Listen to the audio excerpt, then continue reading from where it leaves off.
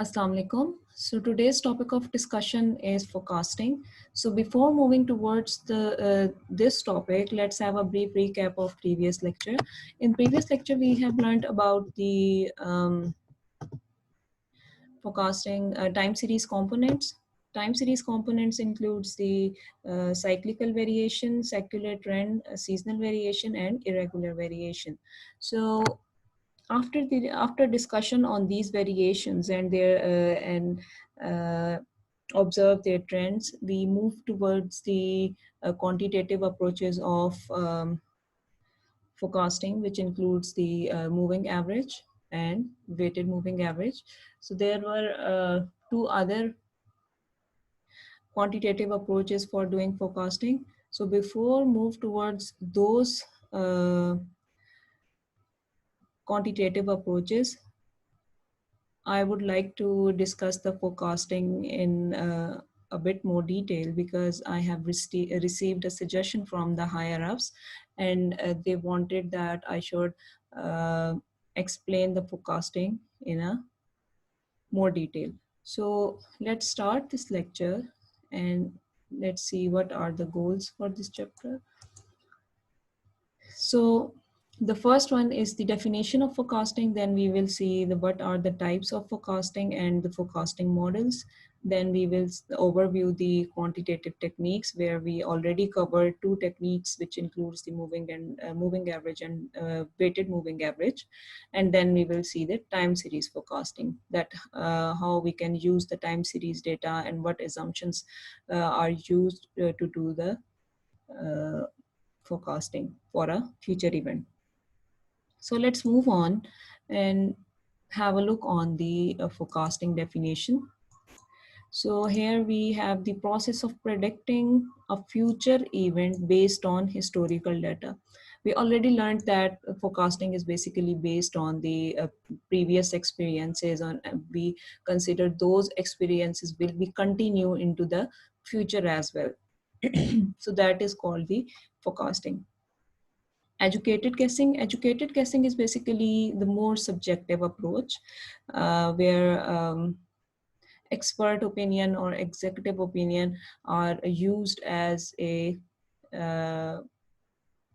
as a prediction, and this kind of forecasting is basically includes the biasness, because the opinion are vary from person to person. So accuracy of forecast is very weak in this case. So underlying basis of all business decisions, so all business activities needed to be planned. So it's very helpful to do the forecast before making any decisions or doing plannings for the futures. So moving on to the next slide. So in this slide, we will see that what are the types of forecasting. The first one is the economic forecast. Economic forecast basically address the business cycle. We have studied in previous lecture that how the business cycle work. So if I draw a business cycle here, if a business seeing a rise, it means there is a prosperity. And after some time, there could be a reason of not developing new features in the product.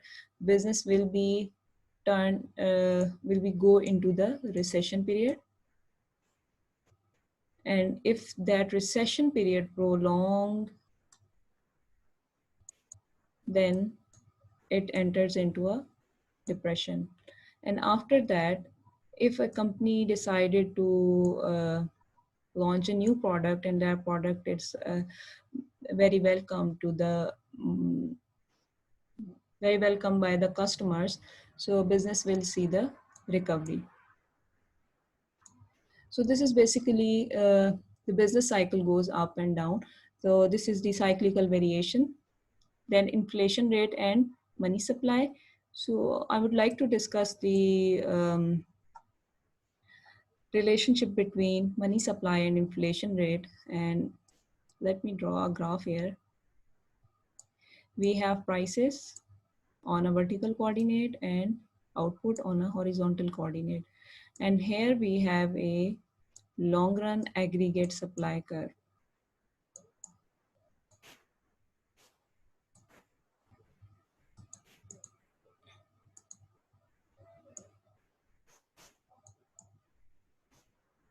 So why this long run aggregate supply curve is in a vertical shape? Because supply is remain the same,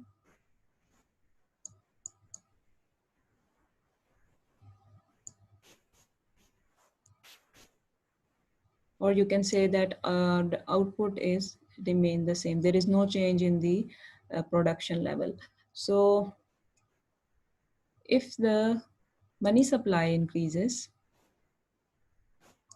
into the economy, prices will go up and aggregate demand will also go up. So if I draw a graph here, so this is the previous aggregate curve and the price level was this P naught. Due to increase in money supply in the economy, aggregate demand of the product or a good of services will be shifted outward. So the prices will also increase.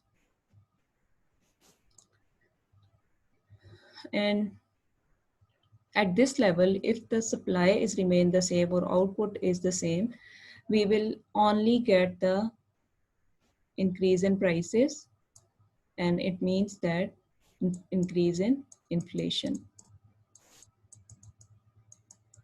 So this is how money supply and inflation work together. And by using this information,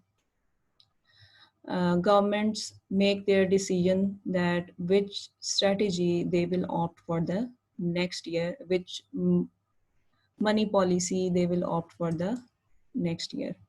So moving on to the next point, which is technological forecast. Predict the rate of technological progress impacts development of a new product. So mobile production companies are forecasting that the telecommunication companies will launch the 5G technology, and they are thinking about to develop the mobile phone which is compatible with the new technology. So this is basically the technological forecast, and the third one is the demand forecast.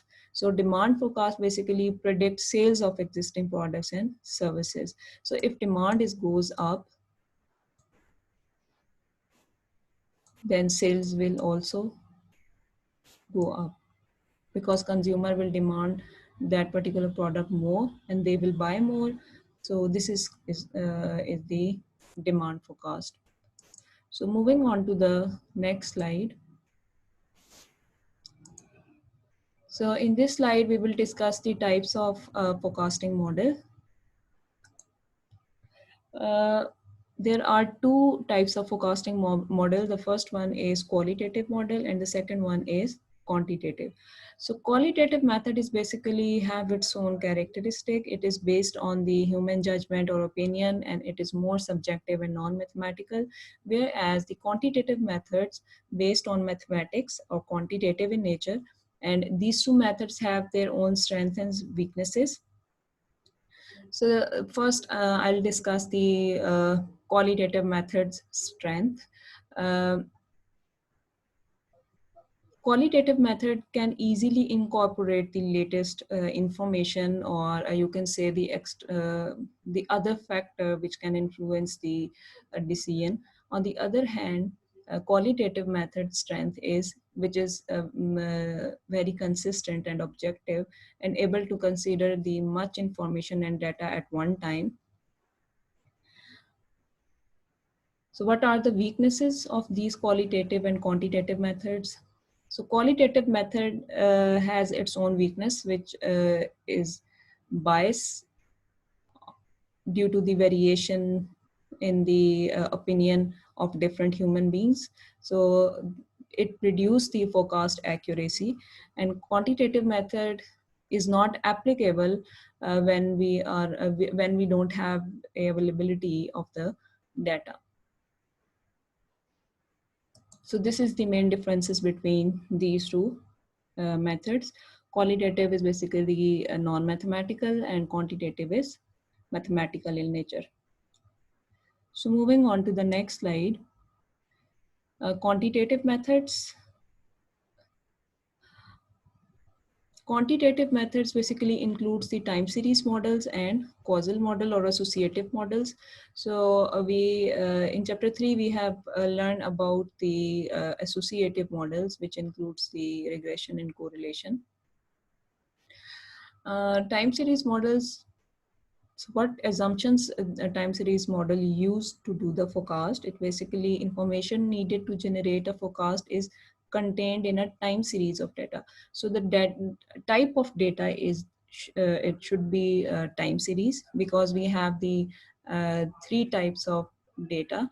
The first one is time series, the second one is the cross sectional, and third is the panel data. So our topic of interest in this chapter is only the time series data, which is used for the forecasting. So the second assumption is the future will follow the same pattern as the past. So forecasting will only consider those risk factor which influence the past, and the forecaster will expect that uh, those factor will influence in the future as well. Causal model or associative model. So these model is basically used to find the relationship between two variables, and these indicator are led to find the or predict the future event. So these are the quantitative method, and these are and we in this chapter we will only concern about the quantitative methods, not qualitative methods. So moving on to the next slide. Qualitative methods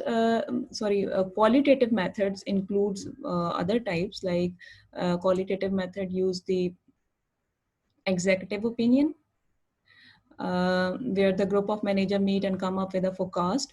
And the second one is market research. So this particular type use the survey or interview to identify the consumer preferences. And the third one is the Delphi method. Delphi method is basically used to develop the consensus among the group of experts. So these are the qualitative methods. But in this chapter, we will only study the quantitative methods. So moving on to the next slide. Here is the overview of quantitative approaches. The first two one are already covered in previous lecture, which was the moving average, and the exponential smoothing is basically the second name of the weighted moving average. So these three are the time series model, and trend projection is not covered yet. So we will study trend projection and linear regression in next lecture. But for now, these three are the time series model. So these three are the most simplest methods to do the forecast. On the other hand, there are a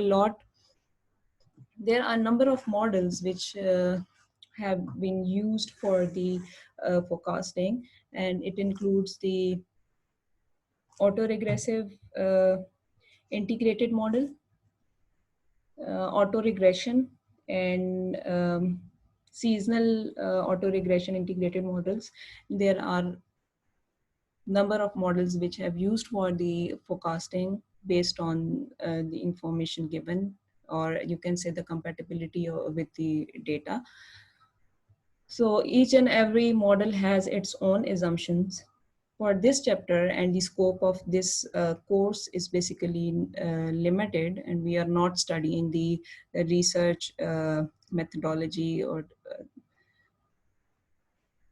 data analysis. So it's good to go with these simple methods of quantitative approach. So moving on to the next slide. So here we have a, let me clear the slide first. Okay, so set of evenly spaced numerical data. What does that mean? Evenly spaced means that if we have the data on weekly basis, so we will take the data by week. So if we are going to use the data yearly basis, so all the observation will be on the year time basis. So data points will be observed at year level. So this is how the data will evenly spaced.